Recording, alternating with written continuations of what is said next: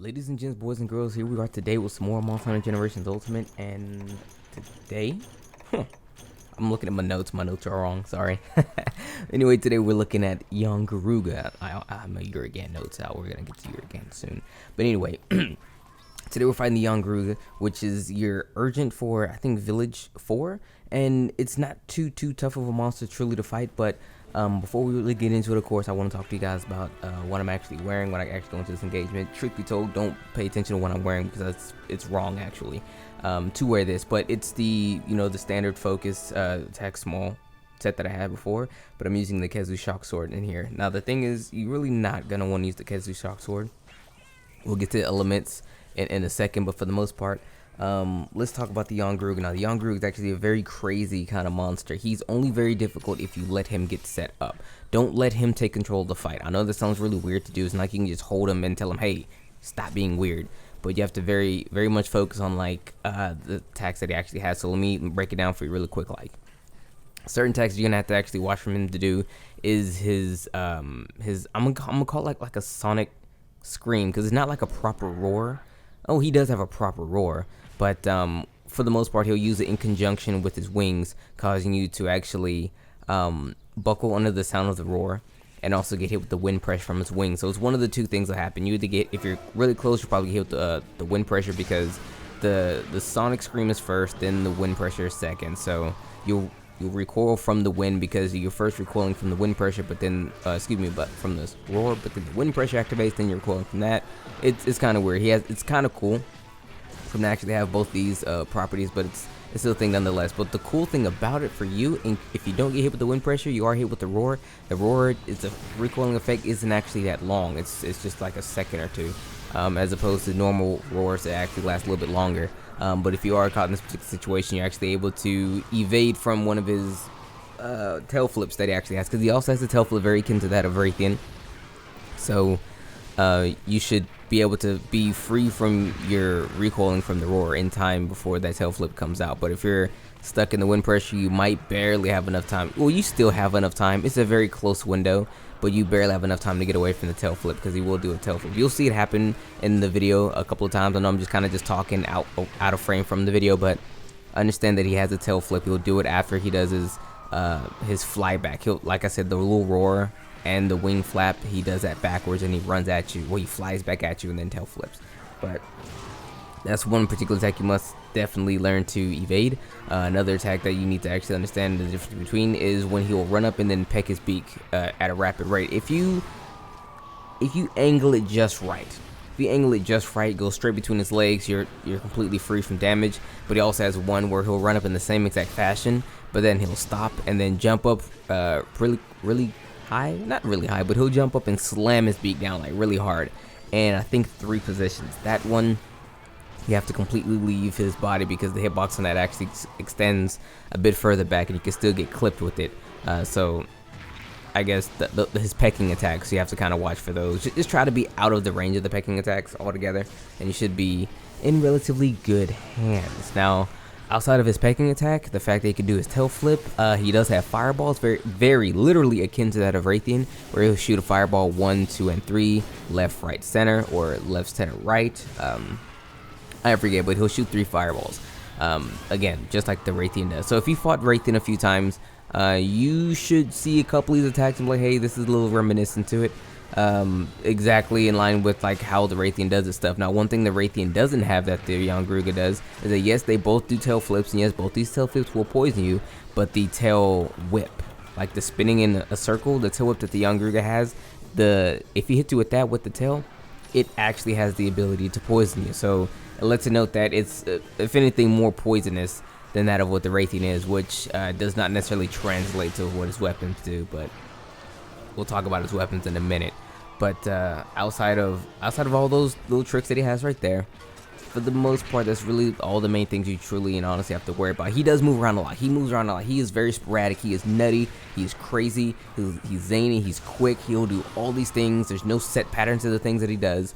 That's really what sets him off and makes him such a difficult fight for newer players and whatnot, even veteran players. I remember fighting him a long time ago in Monster Hunter Freedom, and he was giving me that work. What you have to do is you have to repel him. Bro, he was getting in my cheek so hard, it was no way I could actually repel him. I actually fought him for like a good 20 minutes and still couldn't repel the guy because, I mean, he was just destroying my face. But let's not get into that. Let's talk about what it is right here. But moving over, of course, now that most of the attacks for the most part been discussed. Oh, quick, like when he gets tired, he'll do his pecking attack, but then his beak will get stuck in the ground, leaving you ample time to blow his face up.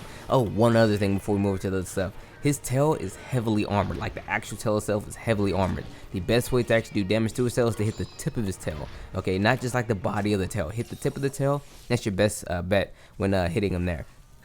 But speaking of the tail, it's actually a weak spot to the monster, but the biggest weak spot is also, it's his head, much like every other monster in the game. Hit him in the head, you can do the most damage, but the tail, like I said, the very tip of the tail, it's a good way to, that's how you want to chop the tail off. The body is too armored.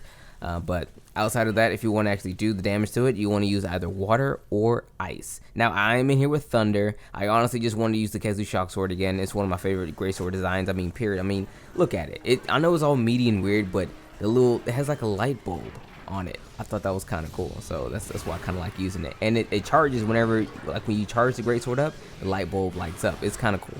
I like the little things like that, but whatever. His armor. Now his armor is usually very good. This one isn't like incredible, but it's pretty decent off the top.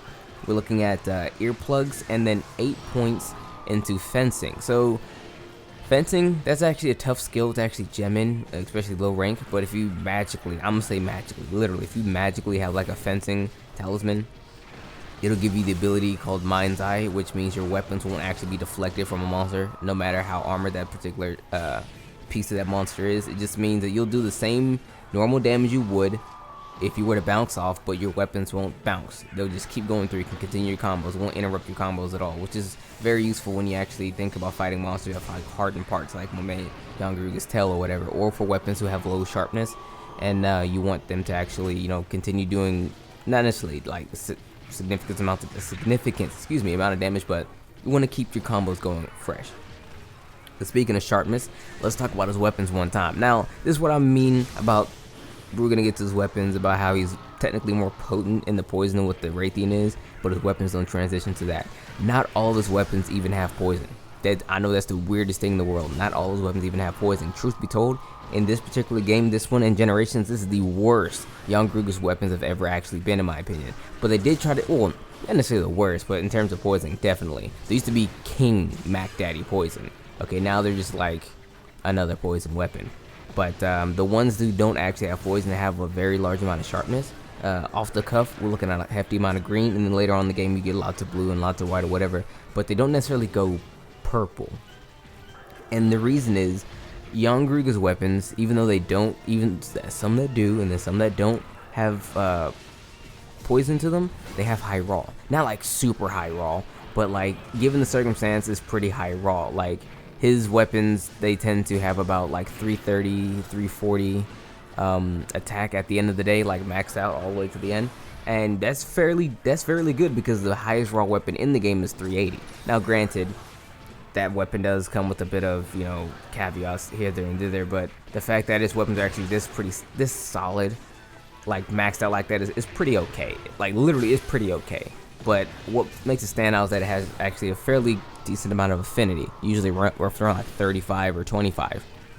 So it loses poison, gains affinity, and gains more raw. Because back in the day, it didn't really have that much raw. So I mean, it's a win-lose. It's up in the air. It's a whatever. It's a tomato. It's how you really see it. Would I suggest you guys make one of its weapons?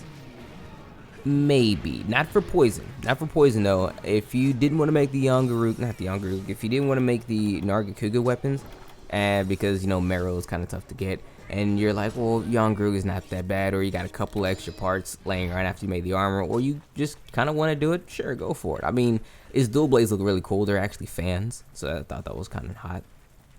But I mean, it's really up to you.